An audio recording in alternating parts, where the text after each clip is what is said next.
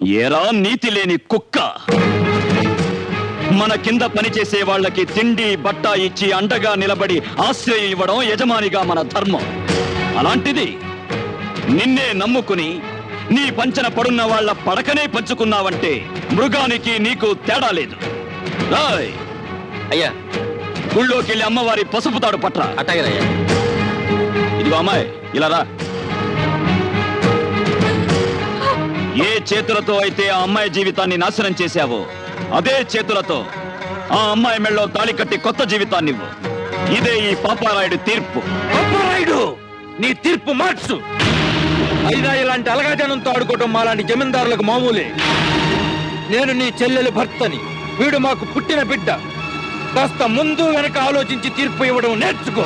ఆపరా ఆపరా ఆపరా ఆపరా ఆపరా ఆపరా. అంతకు మించి ఒక్క